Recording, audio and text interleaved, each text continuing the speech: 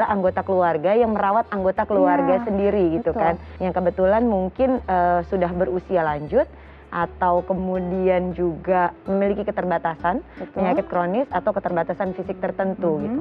Kalau kemudian ditanya apakah ada hal yang mungkin terjadi pada caregiver ini secara psikologis cukup berat gitu kan, karena berada dalam satu setting situasi yang bisa dikatakan ada beban dalam keseharian gitu kan. Kali ini kita akan ngobrol dengan salah satu ibu hebat ya menurut saya, karena bisa menciptakan suasana yang tetap kondusif walaupun semua anggota keluarganya menjadi family caregiver. Jadi sudah hampir 24 tahun, hampir sepanjang hidup Rana, Ibu menjadi perawat, pengasuh untuk Rana. Tapi apakah sebelumnya memang pernah menggunakan perawat profesional sampai akhirnya Ibu memutuskan untuk merawatnya sendiri?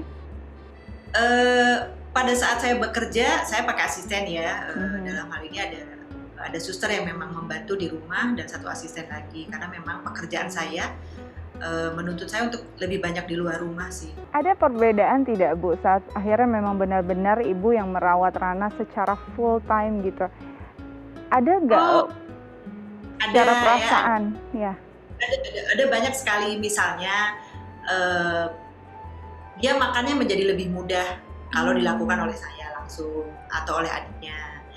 Kemudian akhirnya berat badannya kan lumayan signifikan lah kenaikannya. Kemudian secara emosi Rana jauh lebih tenang, tidak rewel seperti kalau dulu ketika harus saya tinggal. Dan banyak kemajuan yang kemudian dicapai, walaupun bukan secara fisik ya, karena memang mungkin secara motorik sudah selesai barangkali ya kalau untuk usia Rana yang sudah 24.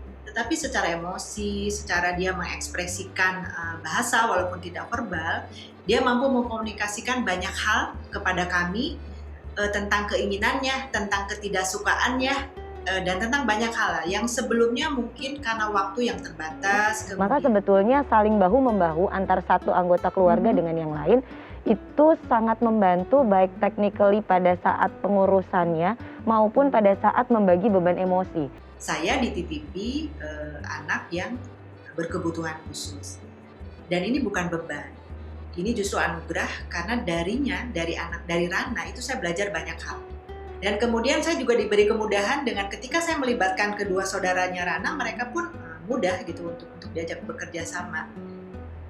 Barangkali mungkin rahasianya karena saya selalu bilang mereka bertiga sama pentingnya di hati ibu, mereka bertiga sama berharganya di mata ibu. Bu, semoga bisa mendapat anggota keluarga baru yang punya nilai-nilai yang sama. Betul, yang mungkin amin. Bisa jadi support system baru untuk Ibu dan Rana juga ya. Jadi sebenarnya benar-benar kita harus memahami bagaimana kondisi emosi kita sendiri sebelum kita bisa menghandle emosi orang yang memang harus kita dukung gitu ya Mbak Ayu ya. Mungkin sedikit nih Mbak Ayu, terakhir apa yang bisa jadi motivasi untuk para orang tua di rumah untuk bisa tetap bertahan dalam kondisi yang mungkin paling buruk? Oke, bagaimana kita memaknai dan perspektif kita terhadap satu situasi itu sangat berpengaruh. Ketika kita memaknai itu sebagai satu hal yang membawa justru banyak kebaikan untuk kita, seperti tadi disampaikan oleh Ibu Iis ya, hadirnya Rana justru membawa banyak sekali pembelajaran dan kebaikan hidup dalam diri Ibu Iis. Ketika memaknainya seperti itu akan dijalani jauh lebih ringan dan lebih mudah. Tapi ketika pemaknaan di awal sudah dianggap sebagai sesuatu yang membebani, berat, maka pada saat menjalaninya pun akan menjadi berat dan beban. Jadi ketika berhadapan dalam situasi tersebut, cobalah untuk disetting pemaknaannya, dilihat dari sudut pandang yang lebih baik, sehingga pada akhirnya pada saat menjalaninya pun kita bisa lebih ringan. Jangan lupa jaga juga kesehatan mental kita secara pribadi dan jangan ragu untuk minta support system kalau memang membutuhkan bantuan. Itu dia, penting. Harus benar-benar jujur pada perasaan diri sendiri dan juga pada orang lain.